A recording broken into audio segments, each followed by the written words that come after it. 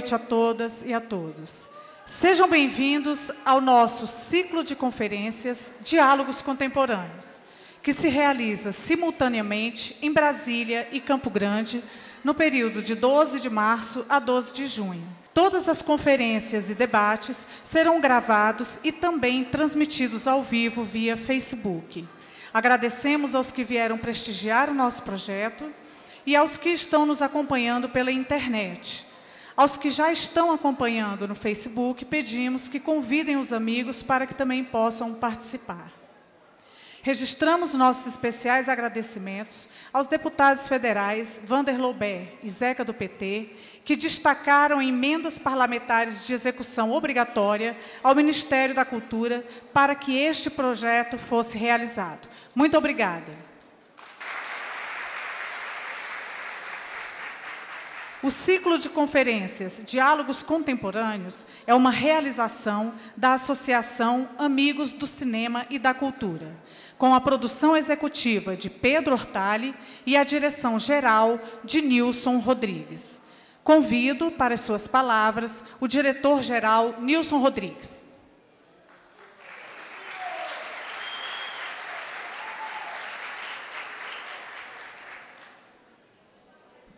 Obrigado, Maria Alice. É uma alegria enorme para mim estar aqui em Campo Grande realizando esse projeto novamente. Nós fizemos o primeiro ciclo de conferências, Diálogos Contemporâneos, há cerca de 6, 7 anos atrás, e teve uma repercussão muito grande. As pessoas gostaram de vir aqui debater, refletir sobre questões ambientais. Eu me lembro do Amir Klink, enfim, foram várias personalidades, vários escritores, intelectuais que vieram iluminar aqui o debate sobre questões tão relevantes para todos nós. Hoje nós vivemos um momento muito difícil e conversamos com o Vander Loubet e com o Zeca do PT. Disse, olha, precisamos fazer algo novamente, precisamos provocar a cabeça das pessoas. A gente há uma nuvem escura sobre esse país, nós precisamos debater, precisamos refletir, e só há um caminho para a gente se entender, se organizar e alterar essa situação que nós estamos vivendo. É dialogando, se entendendo, entendendo as contradições que nós vivemos. Esse é o caminho, não há outro caminho, né? Então, nós estamos satisfeitos, felizes de fazer esse projeto. Eu quero agradecer a Márcia, hoje é o Dia Internacional de Luta das Mulheres, não é? É a Márcia Tiburi abrindo o projeto para nós. A dona Gilda já fez uma recepção para ela, aí junto com o Comitê das Mulheres pela Democracia. Então, é uma alegria abrir esse projeto com a Márcia Tiburi. Viu, Márcia? Obrigado por estar aqui conosco. E amanhã ela vai estar no Museu da República, desenvolvendo o seu ponto de vista, seu pensamento sobre esse tema, que são as vozes dissonantes, não é? Autoritarismo e liberdade na internet. Então, muito obrigado a vocês, obrigado, Zeca, Vander, Pedro Hortali, Andréa Freire, Maria Alice, Cegonha, toda a turma que está empenhada em fazer o melhor debate, as melhores reflexões aqui no projeto Diálogos Contemporâneos. E a Elis Regina está gerando ali também, pelo Facebook, a palestra vai ser gerada e transmitida via Facebook. Obrigado, gente. Vamos com a Márcia Tiburi, porque, afinal, foi para ver a Márcia que vocês vieram aqui. Valeu, gente.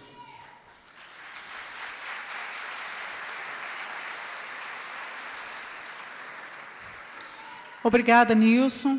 Queremos agradecer o apoio da FM Educativa 99.9 da Universidade Federal de Mato Grosso do Sul, da Padaria Toscano, do jornal A Crítica e do Território do Vinho.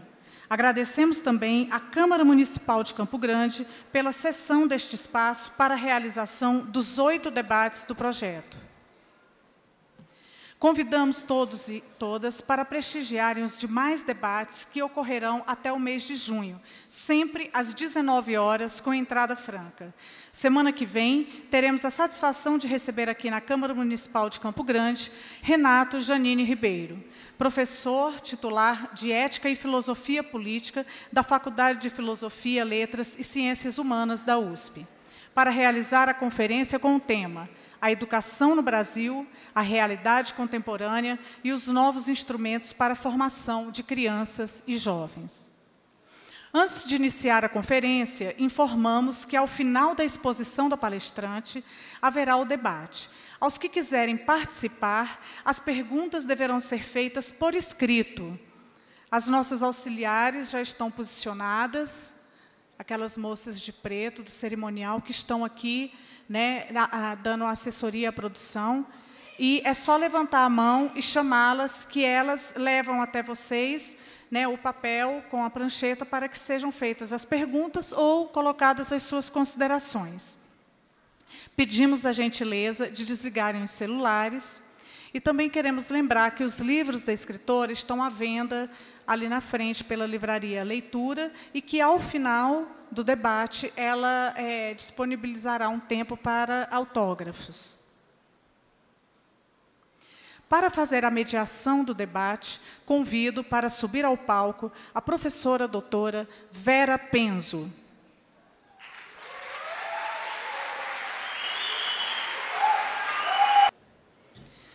O tema da conferência de hoje é Vozes Dissonantes, Liberdade e Autoritarismo na Internet. E para falar sobre esse tema, convido ao palco a filósofa e escritora Márcia Tiburi.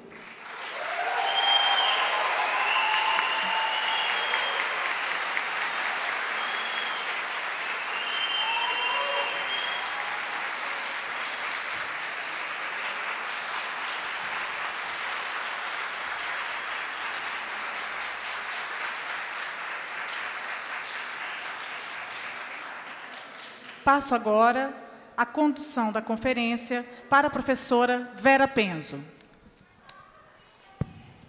Boa noite.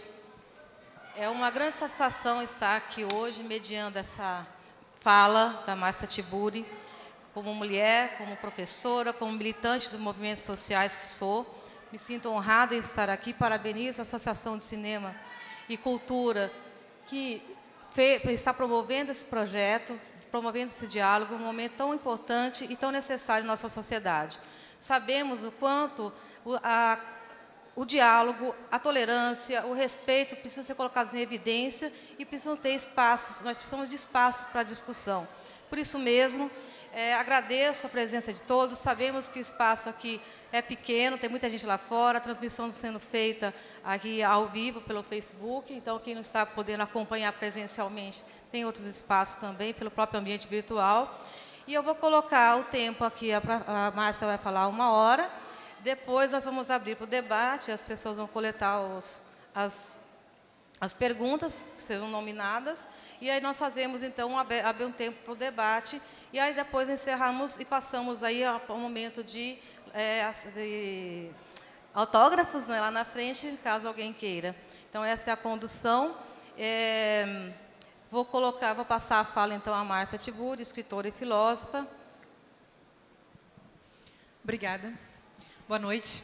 Eu quero agradecer o convite do Nilson. Ela está com a mão levantada. Eu queria agradecer o convite do Nilson para participar desse encontro com vocês. Dizer da minha alegria de estar aqui em Campo Grande, cidade na qual estive uma vez. E, enfim, tentar aproveitar com vocês da melhor forma possível esse momento. Eu estou tão curiosa com essa conversa que está rolando. Mas, enfim, espero que a gente consiga fazer um bom debate aqui, um bom encontro, que a gente, enfim, encontre pontos de conversação. Eu te dou 2 minutos de fala? Eu te dou. Posso? Posso, gente? Com licença, tá? Meu espírito democrático me obriga. Obrigada. Gratidão. Boa noite a todos. Eu sou a professora Miriam Miroca Langinol, sou gaúcha também. E não posso ficar calada e eu vou me retirar daqui, eu não vou assistir aqui dentro, embora eu esteja aqui dentro, porque houve um erro, um equívoco, e não quero culpar a organização, é o nosso próprio jeito de usar as coisas públicas. Quem está sentado aqui sabe quantas pessoas, alguns, não todos, colocaram para dentro indevidamente. Foram distribuídos 280 convites, embora tenha uma placa dos bombeiros dizendo que são 600 pessoas a lotação máxima, porque tem as galerias lá em cima e os corredores largos. As pessoas... Eu sou uma pessoa de 65 anos que luto por um Brasil mais digno. E vou me retirar, eu vou assistir lá fora, eu e meu marido, José Manfroy, porque tem pessoas que não conseguiram entrar, apesar de estar aqui desde 6h30, 20 para 7, enquanto pessoas que chegaram depois das 19 horas entraram indevidamente. Então, em respeito a você, a tua luta, a tua escrita, a tua fala, eu precisava colocar essa situação para que você soubesse onde você está pisando. Com todo o meu respeito.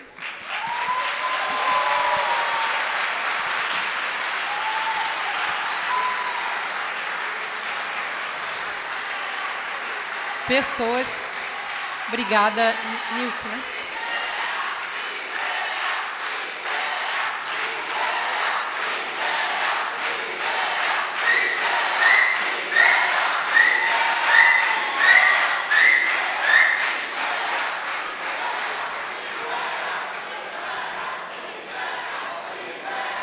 Gente, deixa eu explicar uma coisa.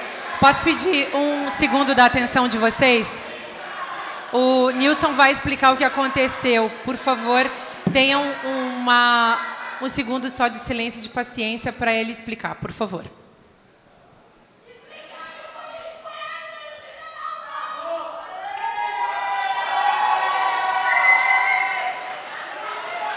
Olha só, gente, eu quero só um minutinho da atenção de vocês. Eu quero só um minutinho da atenção de vocês. Quando nós fizemos a outra edição de Diálogos Contemporâneos, aqui também, quando nós fizemos na outra ocasião, era permitido uma ocupação maior. Vocês viram que está em reforma a Câmara. E não é permitido, vocês podem ver que está em reforma. Nós queríamos o máximo de pessoas aqui dentro. Há uma legislação que impede a ação dos bombeiros, nós temos que respeitá-los. Por isso nós colocamos o telão lá fora, cadeira lá fora, para que todos pudessem participar. Não há nenhum sentido de exclusão, ao contrário. Então eu pediria, após esses esclarecimentos, para a gente retomar o diálogo com a Márcia Tiburi, que foi esse o objetivo. As pessoas que estão fora estão acompanhando pelo telão também, tranquilamente. Foi esse o sentido de não permitir a ocupação. Foi uma exigência, nós não pudemos nos contrapor a isso. Foi uma exigência dos bombeiros, uma questão de segurança. E cuidamos de colocar lá fora o telão. Peço, então, para a gente retomar, obrigado, os trabalhos com a Márcia Tiburi. Obrigada, Nilson. Gente, deixa eu falar uma coisa. Vamos combinar uma coisa, tendo em vista essa questão de segurança, que a gente tem que super respeitar. Eu respeito muito isso. Eu também fico incomodada, porque eu sempre acho que pode tudo. Mas, desde que eu me lembro da história da Boate Kiss em Santa Maria, mudou meu jeito de ser com isso, sabe? Eu sempre tenho medo que a hiperlotação... E a gente tem que confiar em quem é especialista em segurança. Então, eu vou propor o seguinte. Quando a gente terminar, eu vou sair daqui e vou lá fora e vou abraçar o pessoal que está lá fora, tá? Antes do pessoal que está aqui dentro, tá? E se as pessoas tiverem paciência de ficar lá fora assistindo pelo telão, depois eu vou aí dar um beijo e um abraço em vocês, que vocês merecem.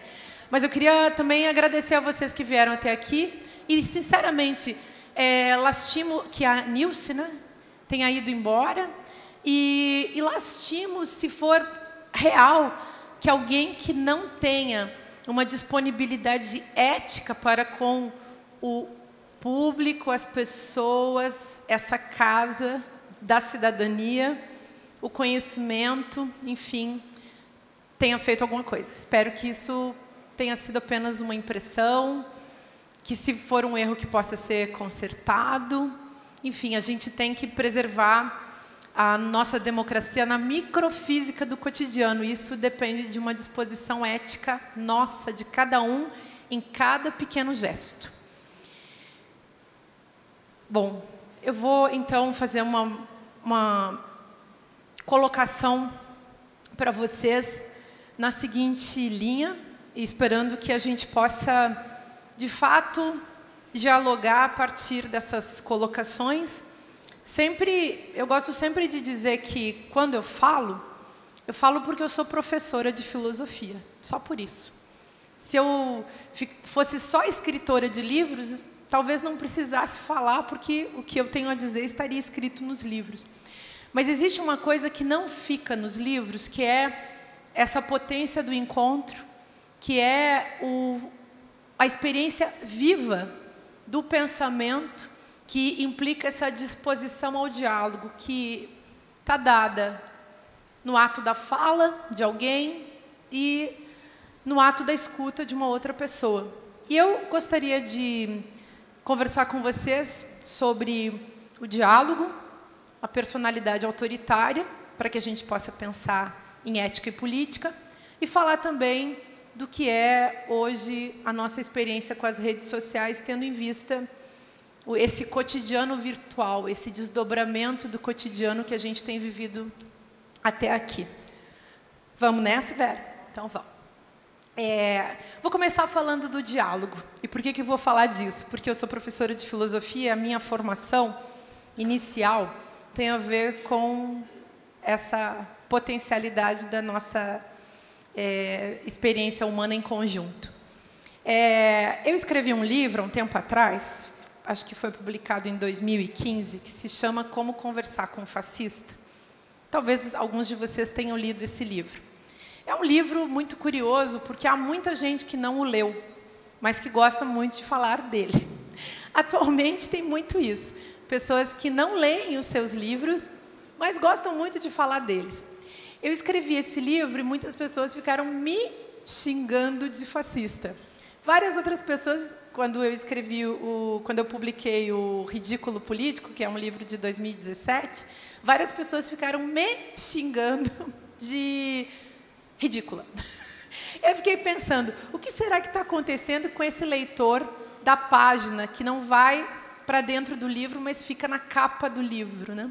Isso é uma questão que me ocupa, à medida que, como professora de filosofia, me interessa muito entender os processos mentais das pessoas. Eu quero entender como as pessoas pensam e quais são os afetos, sentimentos e emoções, mas também quais são os argumentos, quais são os processos lógicos e epistemológicos que estão em cena nas exposições verbais das pessoas e na experiência intelectual que elas fazem, por exemplo, no ato de leitura. No caso, a leitura só da capa do livro, né? A gente está vivendo numa época, e isso não é nem da nossa natureza, nem do acaso, a gente está vivendo numa época em que a literalidade tomou conta, que a imediatidade tomou conta, e nós estamos todos mergulhados na irracionalidade do imediato. O que eu quero dizer com isso? Está faltando para a nossa cultura como um todo, uma experiência mais densa, mais radical, mais cuidadosa, mais sensível com o campo das mediações. O que eu estou chamando de mediação aqui? Eu estou falando de tudo aquilo que nos ajuda a pensar melhor, a sentir melhor e a agir melhor. Vocês sabem como é difícil a gente ser um ser humano, né, gente? É muito difícil a gente encarar essa vida humana enquanto animal que possui linguagem. É muito complicado.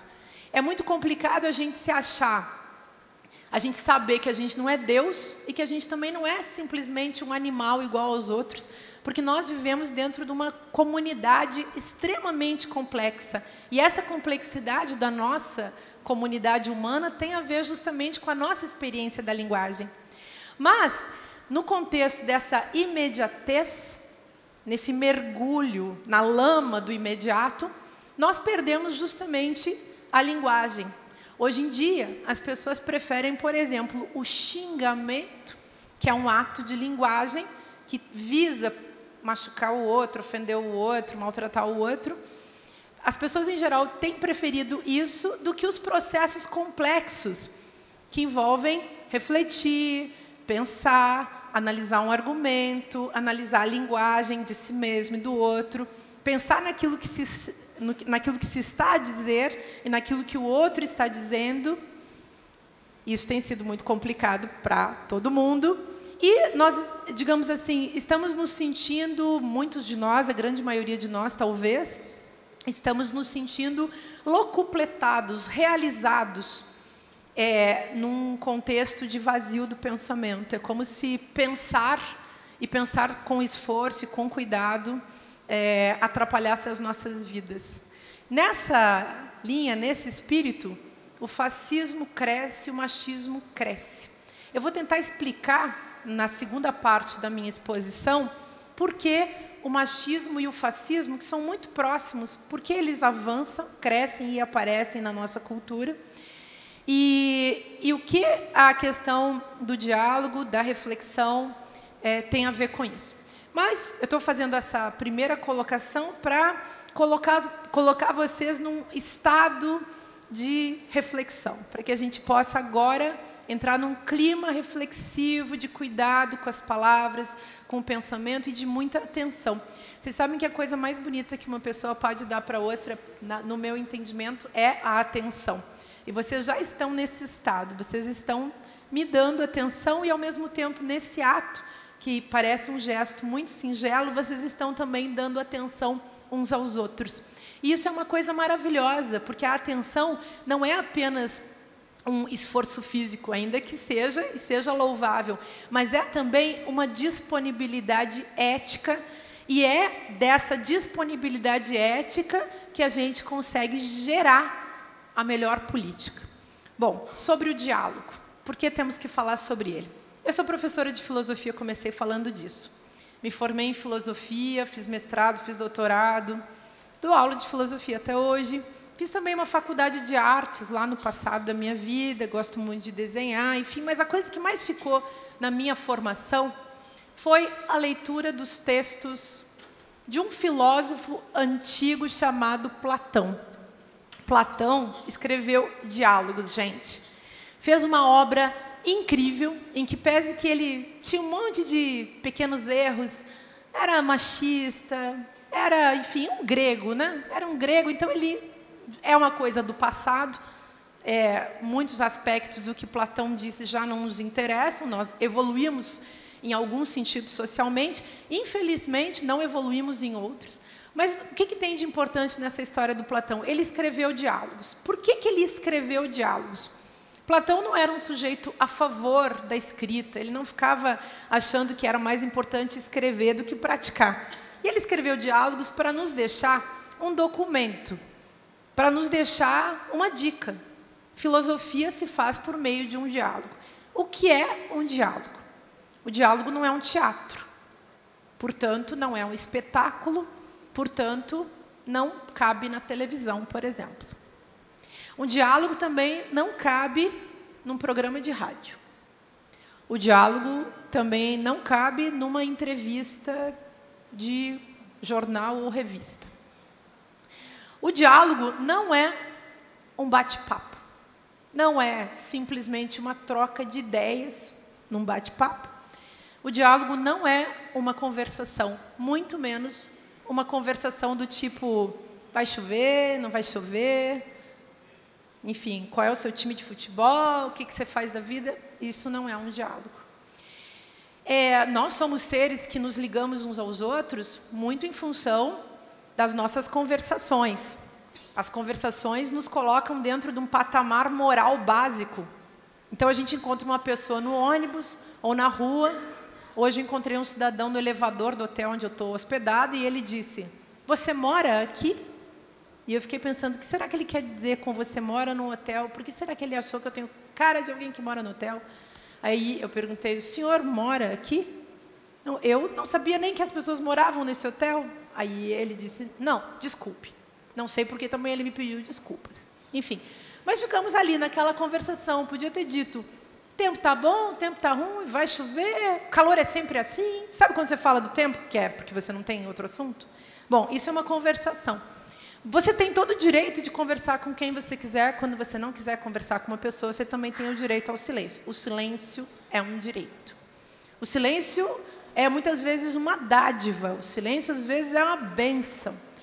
Mas enfim, estou colocando essa questão para a gente pensar o que é o diálogo. O diálogo é um método reflexivo que se constitui dentro de determinadas condições de possibilidade. Vocês sabem muito bem que vocês podem passar a vida inteira morando com uma pessoa com a qual vocês nunca dialogaram. Em geral, é por isso que os casamentos acabam. Ou, ao contrário, que eles se sustentam. Vai entender, né? Mas é um fato.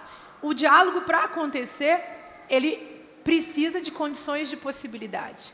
Ele precisa, por exemplo, de uma disponibilidade ética. Essa que vocês estão tendo agora para comigo. Podem saber, mesmo que a gente venha a estabelecer uma conversação, a nossa conversação não vai chegar nem perto do diálogo possível. Onde acontece o diálogo? O diálogo acontece na alma de cada um de nós. Nessa medida, a gente pode dialogar com os textos de Platão, a gente pode dialogar com o filme que a gente viu, a gente pode dialogar com o espírito que a gente enxerga, a gente pode dialogar com a memória de uma pessoa que a gente encontrou há muito tempo. A filosofia nada mais é do que o diálogo da alma consigo mesma. Para que possa existir diálogo, a gente precisa, para usar uma expressão muito antiga, a gente precisa de alma. Se não tem alma, não tem diálogo. Na nossa cultura capitalista, que é uma cultura desalmada, fica muito difícil estabelecer um diálogo. Porque o diálogo tem que ir para além dos interesses. O diálogo não pode ser um conjunto de sofismas. O diálogo nunca vai acontecer se eu simplesmente quero convencer vocês ou a votarem em mim, ou a pagarem o dízimo da minha igreja, ou a comprarem o meu livro, ou, sei lá, a roupa de marca que eu posso estar fabricando, sei lá. Quer dizer, o diálogo, ele implica uma disponibilidade tão no aberto para com o outro, que jamais pode se dar em função de algo que eu deseje ter do outro. Nesse sentido, vou dizer uma coisa para vocês, gente. Não tem... Assim, eu não conheço, pelo menos na vida, uma coisa mais bacana de se fazer do que dar aula de filosofia. Porque quando você dá aula de filosofia, você não quer convencer ninguém, você não quer persuadir ninguém, você não quer vender nada para ninguém, você não quer nada. Você não quer nem que as pessoas pensem como você. Você não vai convencer ninguém. Sócrates, que é um desses nomes da antiguidade clássica, era um sujeito famoso por praticar o método da ironia. Sabe o que é ironia? Ironia é uma figura de linguagem que é metodológica. É uma figura de linguagem por meio da qual você diz alguma coisa que faz o seu interlocutor ficar pensando no que você queria dizer com isso.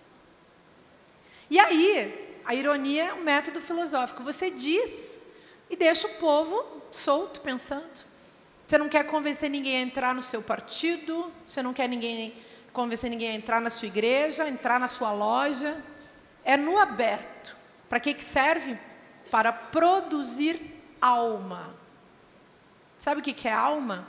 Vamos também colocar uma nota de rodapé nisso, né? A alma é a nossa subjetividade. A alma é aquilo que vai por dentro do meu espírito, é aquilo que me faz pensar. É a minha experiência comigo mesma, a experiência da minha intimidade, do meu desejo, das minhas dúvidas, do que eu acho que eu sei, do que eu acho que eu não sei, das impressões que eu vivi, das ideias boas que eu possa ter, das minhas neuroses, enfim, da minha loucura, da minha racionalidade. É alguma coisa que só eu posso experimentar. Cada um tem a sua. Só por isso já vale a pena viver. Mesmo que você tenha a vida mais sofrida do mundo, vale muito a pena você viver quando você se dá conta que você pode fazer a experiência da sua alma, em termos mais moderninhos, a experiência da subjetividade. E é isso que vale a vida. O diálogo serve para isso, para a gente ampliar a nossa subjetividade, para a gente expandir a nossa subjetividade. E sabe o que isso causa? Causa uma sensação de extrema felicidade. Aí, você fica muito independente quando você encontra isso. Você fica independente, você fica numa viagem muito boa com a vida, porque você descobre que da vida vale a pena viver. Você está vivendo. Aí, se você tem essa ou aquela profissão, esse ou aquele corpo, esse ou aquele gênero, essa ou aquela sexualidade, essa ou aquela raça, esse ou aquele capital, essa ou aquela luta, que você está inteiro no seu processo, você está experimentando a própria vida. O diálogo serve para isso. Por isso que às vezes a gente dialoga com uma pintura, às vezes a gente dialoga com uma parede, às vezes a gente dialoga com Deus, às vezes a gente dialoga com as deusas, às vezes a gente dialoga com o cachorro que a gente tem, que a gente adora, às vezes a gente dialoga com uma avó que está com Alzheimer. A gente dialoga não com um interlocutor pronto e preparado e cheio de argumentos. O diálogo não tem nada a ver com argumentação, tem a ver com as profundezas da nossa subjetividade. Fazer filosofia tem a ver com criar espaço para isso. Bom, tendo isso em vista, digamos que a gente deseja isso na vida, a gente deseja nós desejamos estar inteiros para a experiência da subjetividade, porque é essa experiência que conduz a nossa relação com as outras pessoas. O que eu quero dizer com isso? Que isso que eu estou falando pode parecer metafísico, pode parecer ultra epistemológico, pode ser só uma colocação ao nível dos processos da linguagem, mas para mim isso é muito importante, porque sem esse lastro subjetivo, a gente não consegue instaurar o campo da reflexão ética nas nossas vidas.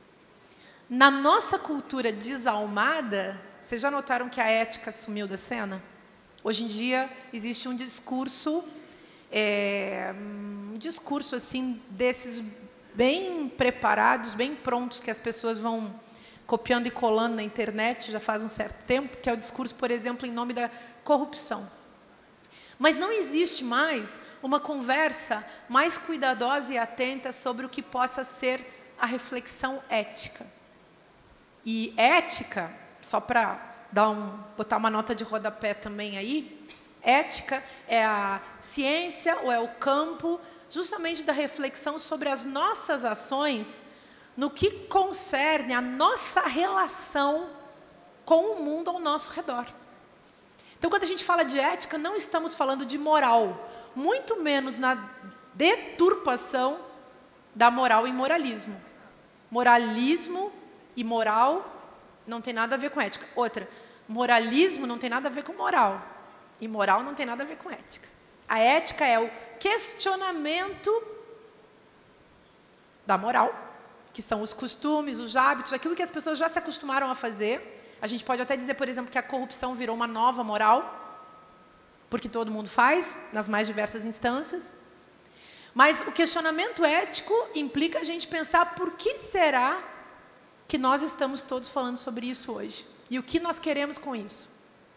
E será que essa é a verdadeira questão? E será que essa questão está sendo bem colocada? Aí a gente começa a discutir a ética. Mas a ética na história da filosofia tem muito a ver também com essa autoformação e com essa chance de produzir para si mesmo uma autocompreensão, que vai necessariamente nos ajudar a pensar a nossa relação com as outras pessoas, com o outro. Vamos então falar a partir daí, eu vou retomar algumas questões de vez em quando, mas vamos falar a partir dessas colocações básicas sobre o que a gente pode chamar de personalidade autoritária. Quando a gente pensa numa predisposição ética, a gente está falando de uma disponibilidade para o outro.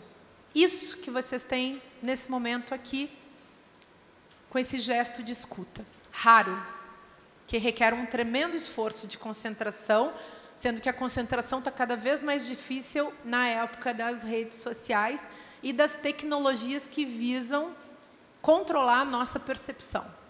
A gente vai falar também mais sobre isso. Mas vejam, o que é a personalidade autoritária? A personalidade autoritária é essa formação da subjetividade que se constrói ao mesmo tempo em que se dá a destruição da própria subjetividade. É como se o sujeito da personalidade autoritária tivesse se erigido sobre os seus próprios escombros. Ele é uma montagem monstruosa daquilo que ele poderia ter sido, mas não pôde ser. Está em jogo aí uma questão ética que vem de dentro da história da filosofia também, que se coloca na pergunta: como eu me torno quem eu sou? Essa é uma grande questão. Fiz um livrinho há uns anos atrás, que acho que foi publicado em 2014, que se chama Filosofia Prática, que é sobre ética, vida cotidiana e vida virtual. E nesse livro eu falei muito sobre isso, antes do Como Conversar com um Fascista. Eu estava preocupada em pensar uma ética para o nosso tempo, em colocar num nível muito aberto essa questão para que a gente pudesse pensar também juntos, né, tendo em vista que o livro é esse mecanismo que vai produzir diálogo. Mas queria colocar em cena essa pergunta, porque acho que essa pergunta nos aproxima do campo da ética, nos coloca dentro de um clima de reflexão sobre as nossas ações e sobre quem nós somos, à medida que, por meio das nossas ações, também nos produzimos aquilo que nós somos. E o que é essa personalidade autoritária, que é o contraposto exato da ética? Vou usar aqui, fazer aqui uma colocação também que acho que pode nos ajudar. A diferença entre a personalidade autoritária é visível quando a gente pensa nos termos dessa construção do sujeito ético, se a gente se der conta que o sujeito ético, na verdade, é o sujeito da democracia, é o sujeito que tem um regime de pensamento democrático. Teve um autor, um autor que eu estudei muito, Theodor Adorno, fiz mestrado e doutorado sobre esse cidadão, sobre a obra desse cidadão, que foi um judeu que foi exilado da Alemanha na época da perseguição nazista. E Adorno é muito conhecido por ter desenvolvido, junto com Max Horkheimer, o conceito de indústria cultural. Temos que retomar esse texto, meus amigos. E o Adorno escreveu, no período em que ele viveu nos Estados Unidos, ele participou de uma pesquisa e escreveu um livro chamado A Personalidade Autoritária, que foi publicado em 1950. E esse livro, infelizmente, está muito atual. O que é a personalidade autoritária? Nesse livro, ele fala de uma figura que ele chama de fascista em potencial. Quando eu escrevi Como Conversar com um Fascista, o lastro teórico que inspirou a minha reflexão sobre o autoritarismo no Brasil veio muito desse livro. O que tem lá nesse livro que nos interessa aqui para o efeito da nossa investigação aqui conjunta? Que a personalidade autoritária, esse fascista em potencial, não é um fascista como Hitler, não é um fascista como Mussolini, não é um fascista como qualquer deputado que a gente possa citar agora, que seja autor ou, enfim, operador de discursos de ódio. Que são vários, gente, não é aquele famoso que vocês estão pensando. Tem mais, muito mais. Infelizmente, não é um só. Bom, o discurso de ódio, a gente também vai ter que discutir bastante o que é isso. Mas olha só, nesse livro da personalidade autoritária, ele fala não desse fascista de carteirinha, que está afiliado a um partido e faz uma fala declarada e se orgulha. Imagina no partido nazista, o sujeito que se orgulhava de gritar Heil Hitler, né? Tipo, Santo Hitler. Imagina, vocês olham, pensam nisso hoje em dia e eu imagino que vocês, tomados por uma sensação, por um espírito democrático, que vocês fiquem estarrecidos. Como é possível a adoração de Hitler? Ora, cada país forja os seus. Não vamos falar mal dos alemães antes da gente fazer a nossa própria autocrítica, né, gente? Porque o mais estarrecedor não é que tenha surgido uma figura como Hitler entre os alemães. Malucos, doidos, perversos, psicóticos, paranoicos, há em todas as culturas. Aqui no Brasil está cheio. provavelmente aqui nessa sala também possa ter alguém assim. Assim, certamente na cidade há, nas famílias de todos nós, há pessoas que têm um núcleo subjetivo paranoico, que afeta a vivência coletiva, a vivência com os outros, né? Mas o mais estarrecedor não é que surjam essas pessoas e que elas se tornem líderes. Em geral, essas pessoas, inclusive, caminham para esse lugar, porque gostam muito do poder, se sentem muito seguras quando têm poder nas mãos. O mais estarrecedor é que haja tanta gente que os apoia. E os apoia, como fez, por exemplo, como fizeram as pessoas na Alemanha nazista, apoiam em nome, por exemplo, de uma razão de Estado ou em nome de idiosincrasias. Apoiam porque acham bonito, acham bacana, acham que não tem maiores consequências, ou acham que é bom. Às vezes a pessoa simplesmente acha que está melhor para a sua classe social, para a sua raça. Está melhor assim, sei lá, de repente você apoiar a tendência dominante dos autoritários. Mas olha, aí, o aterrador é que existam essas pessoas.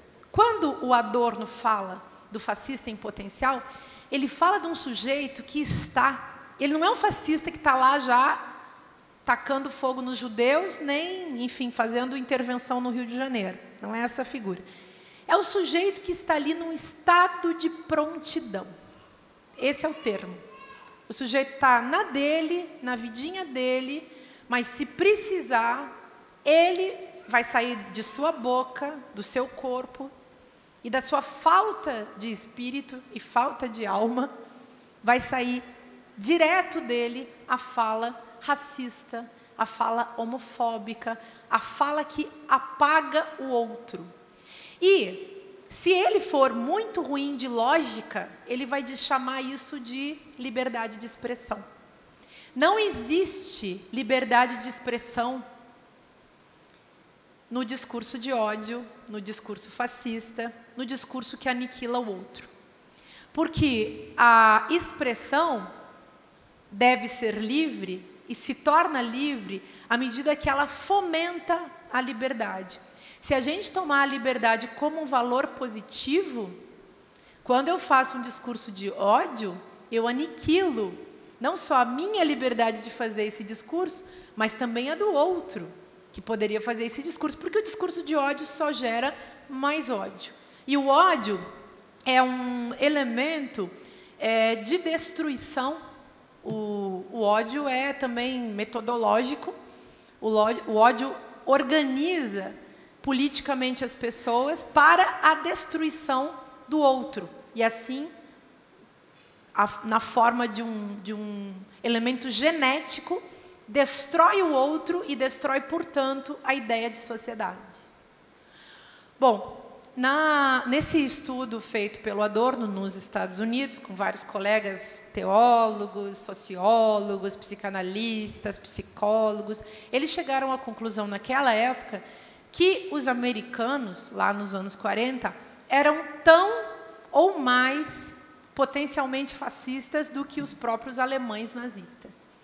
Que o espírito de autoritarismo estava tão presente entre os americanos, como ódio ao diferente, racismo, homofobia, conservadorismo, etc., que era uma coisa, enfim, estarrecedora.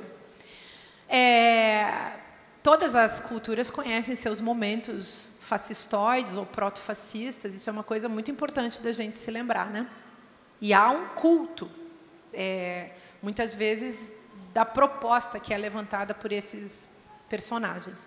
Agora, me permitam falar um pouco sobre alguns aspectos que são característicos daquilo que, nesse estudo, o Adorno chamou de escala. Eles, enfim, fizeram uma longa pesquisa e chamaram de escala fascista, uma escala a partir da qual eles começaram a tentar compreender o grau de fascistização das subjetividades.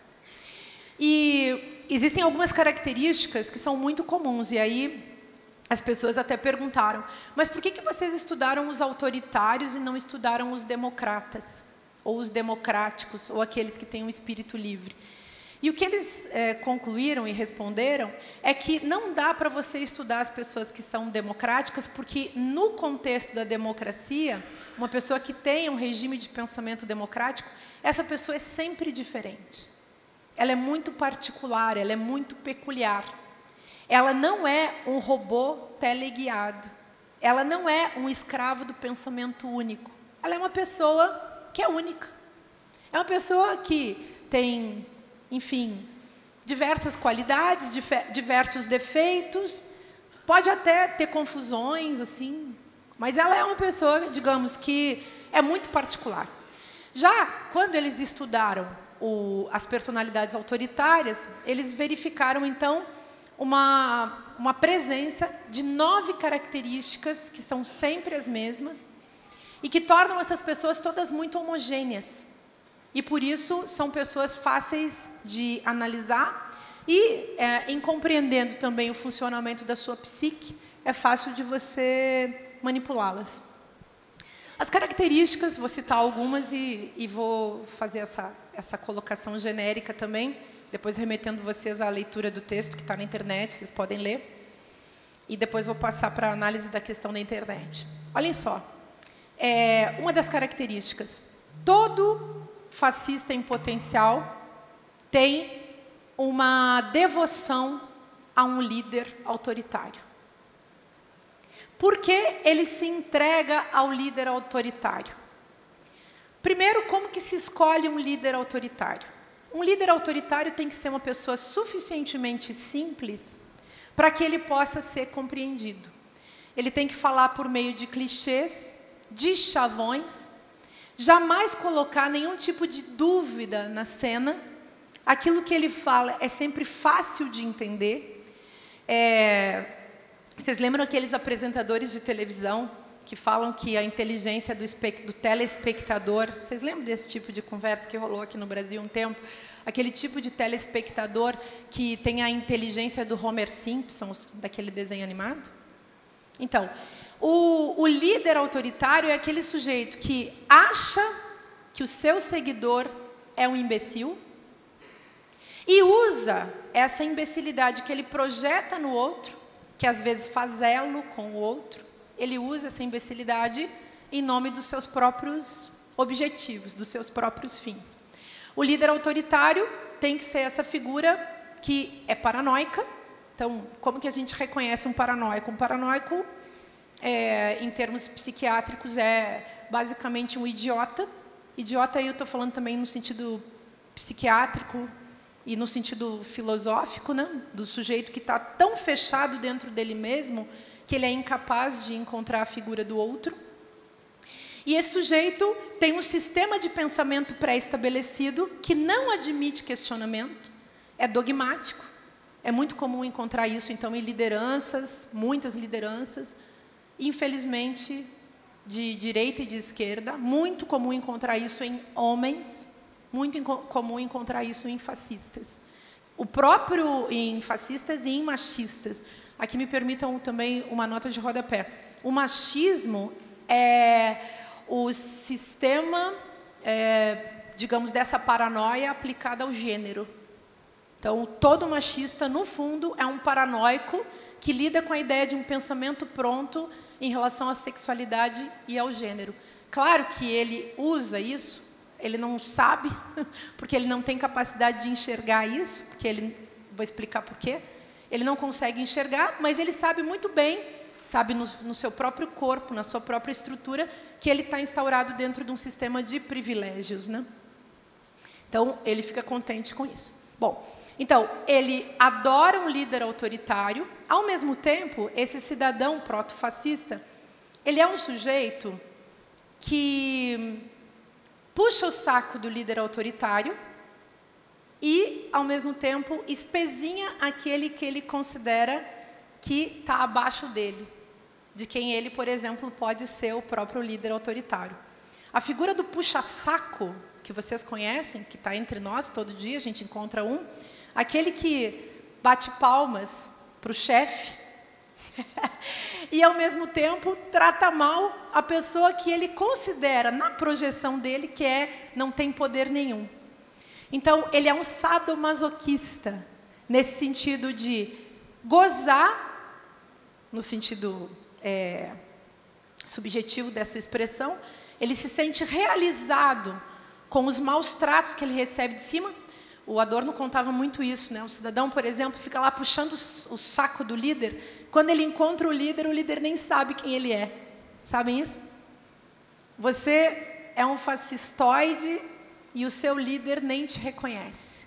Ele fica lá de nariz empinado. E você, quando encontra o seu líder, que nem sabe quem você é, nem nunca vai saber, não está nem querendo saber quem você é, você fica ali se rebaixando e se deixando humilhar. E o proto-fascista tem um gozo nisso. Um gozo que depois ele vai tentar compensar humilhando outras pessoas que ele considera na cabeça dele, porque ele fez um cálculo, né? Um cálculo quanto à objetividade e à coisificação dos outros. Esse sujeito, ele olha para o outro como se o outro fosse sempre uma coisa. Então, a dimensão do outro não existe na sua vida.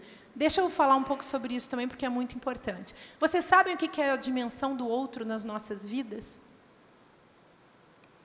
Isso é uma coisa muito importante, porque o outro não é simplesmente uma pessoa com quem eu encontro, ainda que essa dimensão básica, elementar, do outro como cidadão, já seja uma coisa boa de se ter. Mas para eu poder desenvolver a noção de que o outro é um cidadão, eu tenho que ter desenvolvido também uma disponibilidade afetiva super séria. Olha só,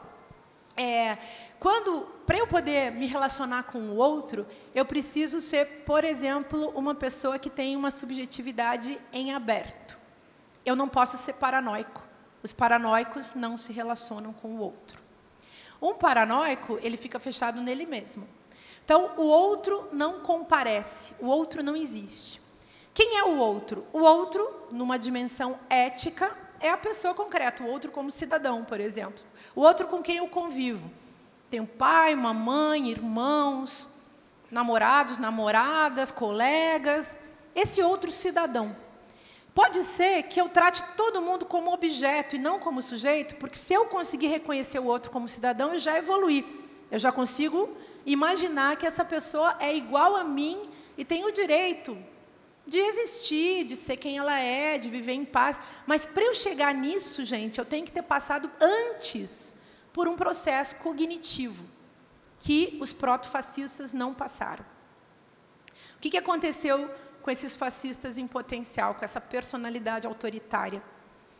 Esse sujeito não conseguiu nunca desenvolver a dimensão do outro que se desenvolve na primeira infância, num encontro com o conhecimento.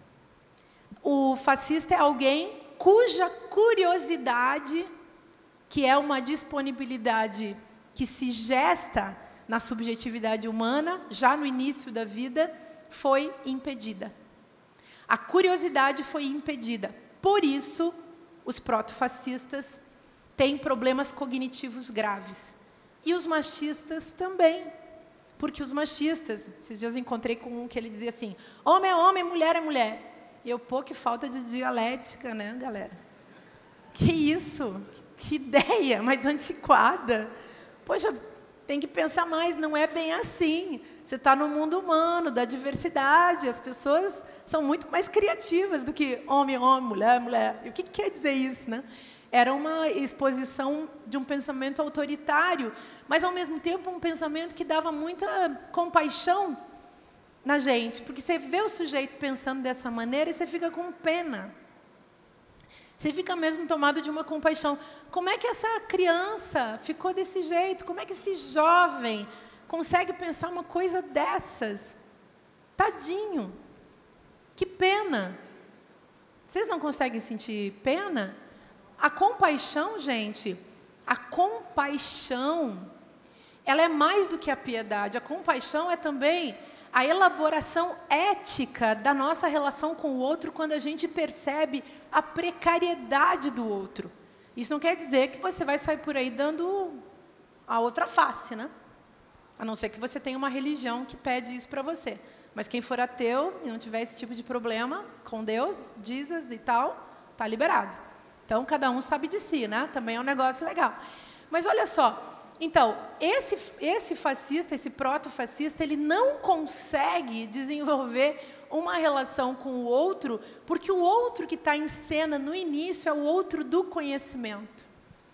E o outro do conhecimento é uma figura da abstração da nossa experiência, gente. Quando a gente é criança, pai, mãe, a galera que nos recebe no mundo, nos coloca num encontro com esse outro do conhecimento. O olho do outro que nos acolhe, o colo do outro que nos acolhe, nos faz saber alguma coisa que o fascista não sabe. Então é grave.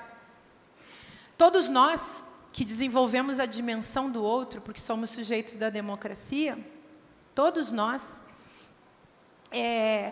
nos sentimos compadecidos, cheios de compaixão, temos a noção da importância da sociedade, a gente tem a noção do convívio, a gente tem curiosidade de saber sobre as pessoas, a gente tem cuidado com as pessoas, a gente pesa, mede, pondera, leva em consideração muitos aspectos. A gente gosta, por exemplo, de ter uma coisa chamada Constituição. Por quê? Porque a gente pensa num patamar básico a partir do qual a gente pode organizar a vida em sociedade e o Estado democrático, que acho que é uma coisa importante da gente pensar no Brasil contemporâneo. Enfim, mas o proto-fascista não tem essa dimensão, então a vida dele vai muito mal. Olha só, aí o que acontece? Nesse embotamento da reflexão, porque ele não consegue ter curiosidade sobre o mundo, não se abre para o outro, ele fica, assim, vou usar um termo do Adorno, tá? Vocês vão lá na Dialética do Esclarecimento, o último capítulo, 1947 esse livro, tá? Coisa antiga, né? Mas vamos nessa, porque está parecidinho com hoje em dia. Ele fala assim, o sujeito fica burro, em alemão, Dummheit. Estou falando isso só para a gente, vocês podem sair pichando na cidade, né? A Dummheit é nossa. Então, falando isso para vocês brincarem um pouco também, porque afinal de contas esse assunto é pesado. Aí ele fala assim, é possível você formar um fascista deixando ele burro. Como que você faz para deixar uma criança burra? Você diz muito não para ela, maltrata bastante, espanca, não dá a ela chance de conhecer, evita que ela entre em contato com a sua própria subjetividade, não deixa nem que essa subjetividade se forme. E aí vem uma das características que o próprio Adorno fala, que é típica também dessa personalidade proto-fascista, desse fascista em potencial, desse fascista em estado de prontidão. Ele começa a odiar os intelectuais, odiar os questionadores, odiar os artistas e odiar todas as formas de linguagem, da poesia à prosa, da pintura ao cinema, porque ele não consegue, não é que ele tenha raiva daquilo e acha que aquilo não serve para o mundo. Isso é só uma consequência. Na verdade, ele não consegue estabelecer uma relação com isso. Ele vê uma obra de arte e ele não consegue dialogar com a obra de arte. A obra de arte não lhe diz nada. E por quê? Porque dentro dele mesmo, ele está trancado, perdido. Ele é um muro, ele é um buraco. Um buraco sem fim, sem fundo e sem chance de redenção. Isso é uma coisa muito triste, se a gente pensar bem. É lastimável a gente pensar que as pessoas podem chegar nesse nível. Então, o ódio nada mais é do que uma autodefesa desse sujeito que se sente, no fundo, muito humilhado. E, por isso mesmo, ele projeta, e essa é uma outra característica, ele projeta no outro a humilhação que ele mesmo sofre. Porque, no fundo, naquilo que sobrou de inconsciente para ele se acha um panaca, ele se acha um imbecil.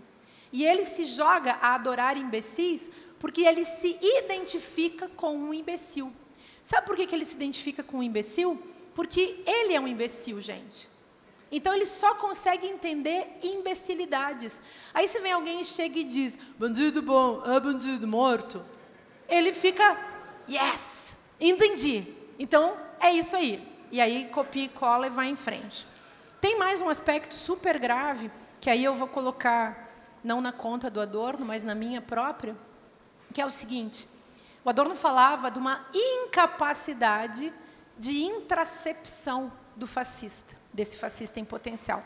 Sabe aquelas pessoas que nunca vão nem se confessar para o padre, nem bater um papo com o pastor, nem com os pais, nem com o namorado ou a namorada? Sabe aquelas pessoas que nunca vão fazer uma terapia? Sabe aquelas pessoas que dizem que não sofrem? Aliás, elas nem falam disso, né? Aquela pessoa que se coloca com uma frieza em relação à vida, que não consegue ter solidariedade com os outros. Aquela pessoa que vê, que é capaz de falar bandido bom é bandido morto, e coisas do tipo, desse campo do argumento, né? Esse tipo de pessoa fala isso e pensa dessa maneira, justamente porque não pode entrar em contato com a dor do outro. E aqui vem um ponto. A dor do outro machuca demais o fascista. A dor do outro, se ele conseguisse entrar em contato com a dor do outro, se ele conseguisse, portanto, sentir compaixão, ele cairia como uma estátua de sal. A fragilidade dos fascistas, a fragilidade afetiva e psicológica é imensa e intransponível. É a fragilidade do vazio subjetivo. Por isso que dá pena. E ele não pode entrar em contato com essa dor do outro, porque entrar em contato com a dor do outro implica uma força que só as personalidades democráticas têm, que é a força de ter encontrado desde sempre e poder viver a sua própria dor. Então, a gente tem que viver a nossa própria dor. Eu fico aí fazendo essas desconstruções religiosas, mas tem uma coisa bacana na história de Cristo. Cristo, que viveu toda aquela tragédia e a paixão, aquilo tudo é bizarro para os nossos olhos compadecidos. Mas do ponto de vista da experiência subjetiva do encontro com a própria dor, aquilo é heróico, é genial, é fantástico, é exemplar e é simbólico. Pena que a igreja fez o que fez, né? O cristianismo é um problema, ainda que Cristo seja muito interessante como personagem histórico e toda a simbologia que o envolve. Mas pensem só, foi um encontro com a própria dor que o tornou, enfim, simbolicamente também, Deus. Não é uma coisa interessante?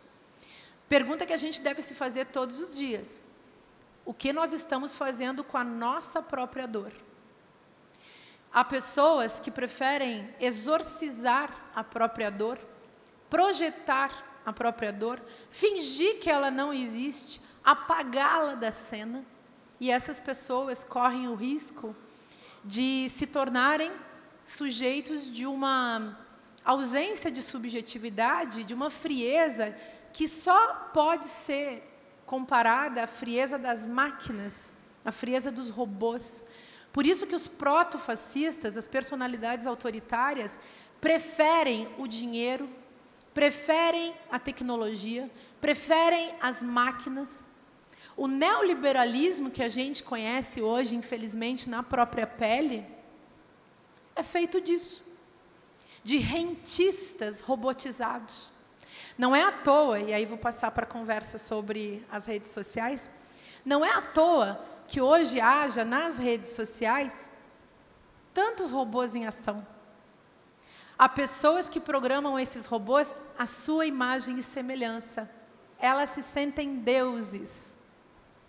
E elas programam esses robôs que vão simplesmente repetir aquilo que elas mesmas já organizaram, projetaram, programaram para acontecer. Vocês acham que vocês, como seres humanos livres, democráticos, são passíveis de programação? Um pouco sim, vocês usam celular, eu também. A gente tem que tomar o maior cuidado, porque as tecnologias, elas têm essa potencialidade, elas sempre podem programar, por exemplo, os nossos comportamentos.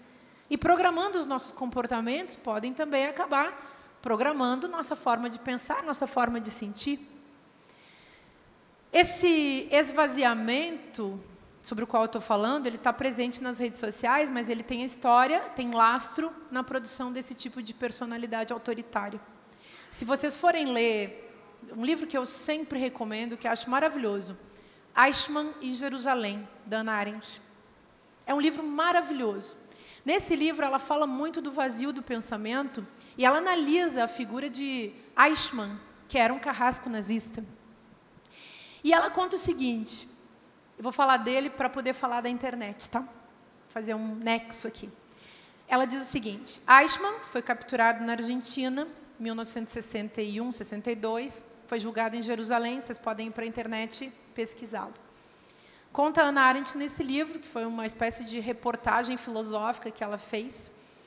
E ela conta que no dia do julgamento, no período que antecedeu o julgamento, as pessoas, padres, pastores, psiquiatras, jornalistas, psicólogos, escritores, todo mundo que estava em Jerusalém foi lá, com psiquiatras, foram lá conversar com Eichmann, porque era curiosíssimo poder encontrar com um carrasco nazista de verdade, depois de tudo que aconteceu na Alemanha. Então, ele era quase que ele era uma curiosidade, mas ele era também uma questão histórica, política, a encarnação, enfim, dessa figura que despertava anseios científicos, né? E Eichmann, diz ela, então, todo mundo que falava com ele saía dizendo que ele era um cidadão como outro qualquer, um cidadão comum, um homem bom, um homem de bem. Era um bom pai de família, era um bom marido, era um sujeito lá que estava tudo ok com ele. Aí Hannah Arendt fala assim, estava tudo ok com ele, mas você começa a olhar você começa a olhar os argumentos dele, e quando você vai ver quem é essa figura, ele não quis nenhum advogado, ele quis se defender. Ele alegou todo o tempo, enquanto se defendeu, que ele estava simplesmente obedecendo ordens. E aí eu sugiro que vocês, todas as vezes, discutam com vocês mesmos, quando vocês estiverem recebendo ordens, quer dizer, quando vocês agirem por ordem de um terceiro, se essa ordem, se essa combinação, se esse pedido faz sentido na interioridade, na autonomia reflexiva de vocês, no espírito ético de vocês, porque nenhum de nós pode se tornar dono de si se simplesmente obedecer ordens. Nós precisamos saber o que estamos fazendo. Um protofascista nunca sabe o que ele está fazendo. E por isso mesmo ele pode fazer muita merda. Porque ele não tem condições de raciocinar sobre o que ele está fazendo. Porque o espírito do raciocínio, da inteligência, não está, digamos, no seu corpo. Para brincar um pouco também com isso, né? Bom, então, ela conta. Eichmann falava por clichês, repetia clichês. O sujeito estava indo para o cadafalso e estava falando coisas do tipo, o importante é manter o alto astral. Quer dizer, você vai ser enforcado, você vai morrer e você não está conseguindo entrar em contato com a tragédia que se abateu sobre você. Quer dizer, você não sofre. Isso não sei se é humano, mas pelo menos, mas certamente é desumano. Bom, e ele então se defendeu dessa maneira tosca. Ele era tão paranoico que ele não acreditava que ele pudesse receber ajuda, coisa que todos nós que somos seres humanos aí, vivendo a simplicidade de nossas vidas, sabemos que precisamos constantemente. Nós somos seres frágeis e aceitamos a nossa fragilidade, que faz parte dessa dor que nos constitui, da dor existencial, da dor subjetiva, a dor que tem a ver com a inteligência, tem a ver com o saber. Pois bem, e aí que Hannah Arendt fala, então, dessa configuração do vazio do pensamento. E ela diz, Eichmann era tão vazio de pensamento, tão carente de reflexão, que ele era um sujeito, afinal de contas, idiota, burro. Ele pensava por clichês, ele copiava umas falas prontas. Ele não elaborou como deveria ser, ou como se esperava, se esperaria de alguém que estivesse vivendo uma experiência subjetiva radical. Todos nós temos isso, né? A gente elabora a nossa maneira, Por isso que a gente escreve diários, por isso que a gente conversa com os amigos, por isso que a gente manda cartas, por isso que a gente vai fazer análise. Porque a gente vive uma experiência subjetiva intensa, e isso nos toca. E isso é o que importa viver nessa vida. Enfim. Então, ela fala isso. Eu, quando escrevi o Filosofia Prática, eu quis acrescentar esse vazio do pensamento como uma característica da personalidade autoritária, também o vazio da emoção. Os grupos fascistoides que hoje proliferam, nem são tantos, né, mas proliferam pelo Brasil, fascistoides e inclusive nazistas, são carregados dessa ausência de reflexão, mas também de uma emoção que foi deturpada. Quando a gente está vivendo uma experiência de frieza absoluta, uma pessoa que viva isso fica feliz com qualquer emoção. Pode ser sei lá, um jogo de futebol, ela vai vibrar muito. Pode ser uns likes nas redes sociais. Posso ficar com mais 10 minutinhos, um pouco a mais? Posso dar uma roubadinha? Aí as pessoas se entregam a um tipo de emoção barata e fácil, porque nós somos seres humanos justamente porque a gente ama sentir. Sentir emoções, inclusive. Mas o que é a emoção? A emoção não é um sentimento. A emoção é sempre primitiva. E o ódio, para quem não consegue, por exemplo, sentir amor, é uma emoção altamente compensatória. Os meios de comunicação de massa que promovem a produção desse ódio e que manipulam a produção desse ódio, sabem disso. Sabem que o ódio causa uma emoção barata, dá um barato mesmo. A pessoa fica se sentindo assim, que está viva. Vocês imaginem o nível da pobreza da experiência dessa pessoa. Aí as redes sociais, o que elas têm a ver com isso? Eu falei também de uma outra coisa nesse livro anterior, o Filosofia Prática. Eu falei sobre o esvaziamento da reflexão, o esvaziamento da emoção e o esvaziamento da ação. Depois que você esvaziou, e esse é o projeto capitalista para os nossos corpos, depois que você esvaziou as pessoas de reflexão e de emoção, você fica presenteado, você como capitalista, com o vazio da ação. Vai todo mundo produzir cegamente, consumir cegamente. A gente está num estágio tão espúrio do capitalismo que produzir e consumir já nem vem mais ao caso. Agora o negócio é aplicar, investir, enfim, em papéis e participar do regime do capital improdutivo, né? Tem mais isso, que é mais grave ainda. O mundo do trabalho não entra mais no cálculo. Embora um outro tipo de trabalho espectral esteja em vigência nas redes sociais. Um detalhe aí que eu acho importante colocar, as redes sociais, elas se constituíram para nós como um segundo cotidiano, né? Uma second life mesmo. Elas se transformaram hoje num âmbito de um tipo de experiência que a gente faz uns com os outros na forma de espectros. Há também, nas redes sociais, para não falar da internet como um todo, mas sobretudo nas redes sociais, algo que a gente pode chamar de trabalho espectral. O sujeito que trabalha na internet, o usuário, por exemplo, do Facebook, acha que está simplesmente se divertindo, ou curtindo, ou num barato de entretenimento, quando, na verdade, esse sujeito é um trabalhador virtual escravizado. Não existiria Facebook se as pessoas não tivessem se entregue a ele. O que ele nos vende? A ilusão narcisista, que é a grande ilusão do capitalismo. Você tem ali o seu rosto, o seu perfil e a sua vida transformados em mercadoria, para consumo dos outros, sem que haja um pagamento de direitos autorais. Você mesmo entrega a sua intimidade. Facebook, Instagram, Twitter, enfim. Sobretudo os jovens são capturados nisso. Em que pese que a gente possa usar também a nosso favor, sei lá, divulgar, fazer comunicação, tudo isso faz parte. Mas há, sem dúvida, a dimensão da mercadoria, tanto da informação, quanto da informação que nós somos. Nós nos transformamos numa informação. Nós somos ícones, avatares, nós somos fotografias, nós somos imagens. Nós somos uma vida que foi coisificada virtualmente. Bom, aí trabalhamos ali de graça, sem receber nada em troca e achando super maravilhoso. Eu fico sempre pensando aquele Mark Zuckerberg se matando de rir da comunidade de milhões de otários que ele foi capaz de criar com a sua ideia. Todos nós, gente, não estou falando que eu também não uso Facebook, uso Facebook, Instagram, mas se a gente notar que nós agimos nessa direção sem nunca pensar no tempo que a gente está perdendo e no lucro e na acumulação primitiva que está sendo feita sobre os nossos corpos, nós trabalhando de graça, porque é trabalho. O capitalismo, aliás, não deixa de fora nada, né?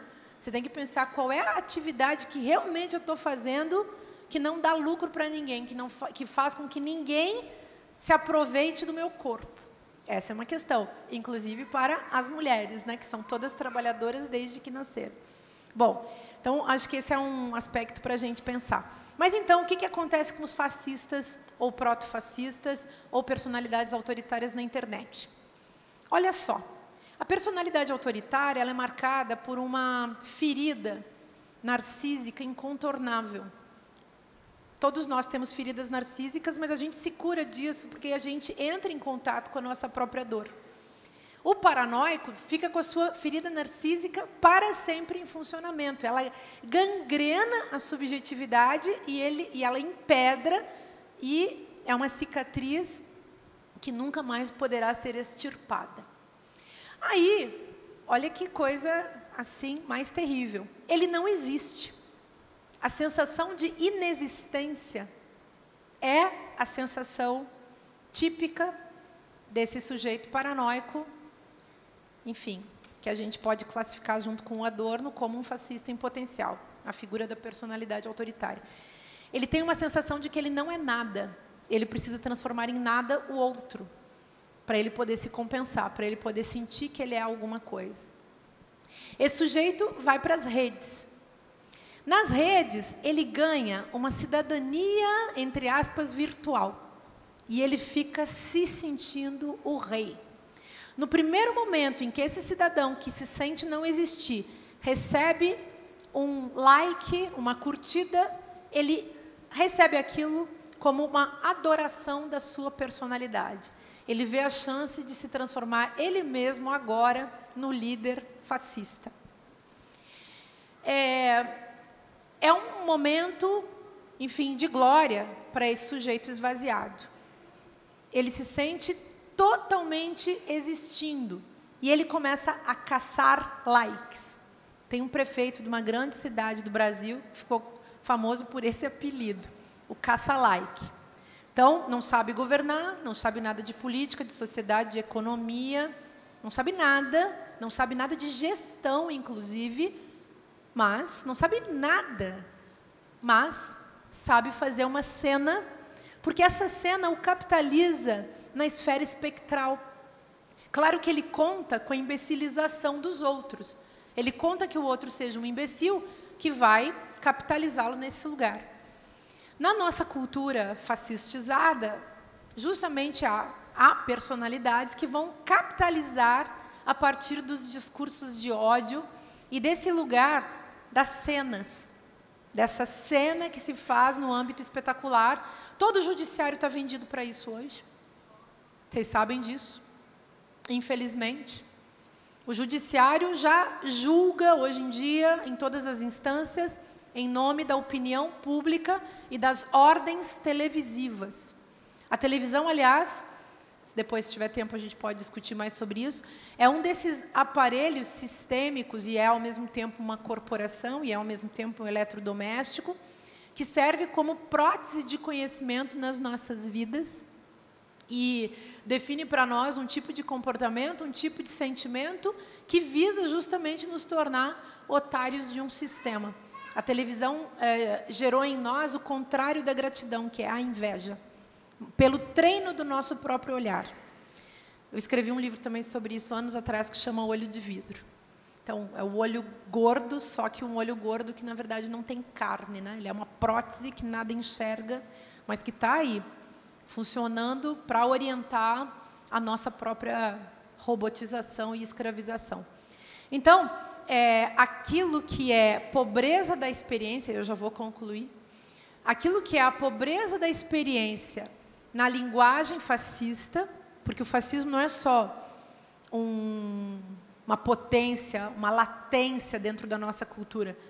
O fascismo é toda a espetacularização também desse ódio, que não é um afeto, como eu disse antes, um afeto tranquilo e natural nas nossas vidas, é um afeto manipulado. E é um afeto que produz uma emoção, enfim, que produz um gozo profundo. Então, nesse contexto do empobrecimento da nossa experiência, o sujeito fascista cresce e aparece fomentando, expandindo, espalhando o discurso de ódio, que é sempre um discurso de clichê. O ódio, no nível do discurso, é só o clichê. O discurso de ódio, ele não tem muito conteúdo, gente. Vocês já notaram? É contra as mesmas pessoas sempre. É contra os que são inadequados, os que são indesejáveis, os que são diferentes, os que não são a burguesia branca, europeia. E a maior coisa mais triste, assim, que eu acho que rola aqui no Brasil, quando a gente vê a burguesia branca brasileira, gente, a gente é tudo colonizado, né? Se você é branco só para você mesmo, porque para a Europa e para os donos do poder internacional, você é um pobre de um coitado latino-americano, você é um escravo, você é um Zé Mané, você não sabe falar direito língua nenhuma, você é um pobretão, você está morando lá no Brasil, aquele paraíso fiscal das commodities, aquele lugar onde a gente dá o golpe a hora que a gente quiser. Já pensaram? E aí eu fico sempre com muita pena da burguesia brasileira, porque assim, é de dar vergonha, né? É de dar vergonha você, assim, fingir. Aliás, aquela figura repete, né, justamente essa figura do sadomasoquista, que espezinha o seu empregado ou o cidadão, enfim, que ele julga na sua paranoia que é inferior a ele, numa lógica de medidas, e ao mesmo tempo puxa o saco dos gringos, né? Isso me dá muita vergonha, vergonha alheia. Enfim, o jogo, para fechar, é o seguinte: diante da capitalização do discurso fascista, que dá votos, que abre igrejas, que funda partidos, surge uma figura política que, a meu ver, explica o funcionamento da mutação que a gente tem vivido hoje, que eu chamei de ridículo político. O ridículo político não é só o político ridículo, um cidadão qualquer que, enfim, entra dentro dessa cena. O ridículo político é justamente a configuração dessa capitalização que se elabora em nível estético, em todas as classes dominantes, nas classes dominantes do ponto de vista econômico e do ponto de vista político.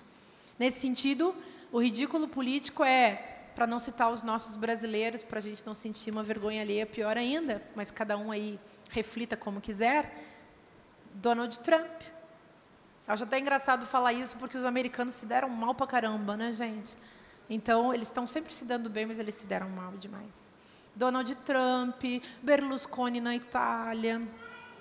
Vão pensando, quantos há? No Brasil está cheio, muitos. E tem também de esquerda, aquele cara da Coreia do Norte. Aí, agora a galera entendeu alguma coisa. Isso é tão bonito, é tão bonito. É emocionante. O que me dá muita esperança no diálogo, mas muita esperança no diálogo. Não no bate-papo furado, não? E maldoso, mas assim, no diálogo eu realmente confio. Bom, então o ridículo político é essa nova configuração da política brasileira, em que tudo aquilo que era vergonhoso se tornou bacana, em tudo aquilo que causava espanto, de repente virou moda, e a gente corre o grave risco em não cuidando de proteger as nossas lideranças democráticas e o espírito democrático nesse país e as instituições democráticas, a gente corre o risco grave em função de uma ausência completa de lastro cultural democrático ou de uma ausência profunda, pelo menos, de lastro cultural democrático, de cairmos num país que se assemelha muito àqueles infelizes países europeus que dizimaram populações inteiras, inclusive a nossa. Eu não estou falando aqui que nós não vivemos isso. Nós começamos por aí. Como povos colonizados que somos, filhos de estupros, netos de estupros. Nós somos filhos do sangue derramado das populações indígenas. Nós estamos aqui no Mato Grosso do Sul, gente.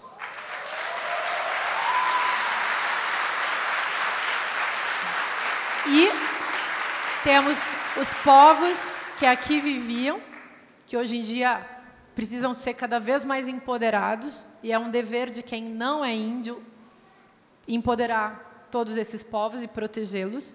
Mas há também os povos que viveram a diáspora africana, que nós também não podemos esquecer. A gente precisa lembrar disso todos os dias. A gente precisa lembrar todos os dias também das mulheres, que são metade da população, para dizer o mínimo, e são, ao mesmo tempo, uma pífia representação no parlamento brasileiro, e aqui também.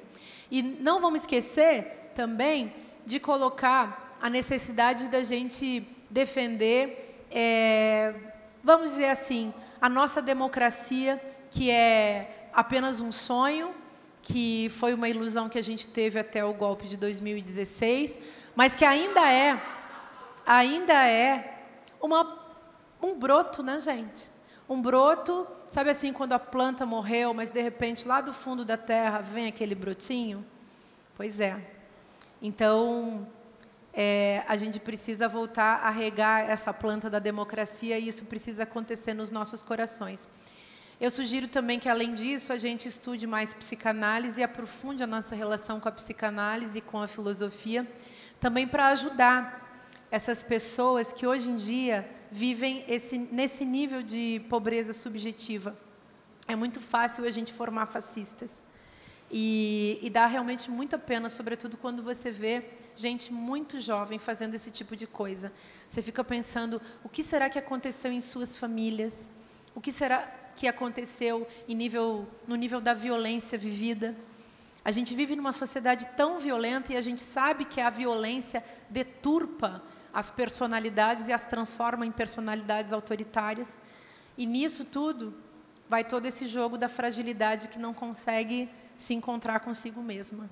Essa questão da dor, que eu espero que todos vocês consigam compreender e consigam meditar sobre. Então, muito obrigada pela atenção, pela delicadeza da audição. Foi um prazer ter encontrado vocês.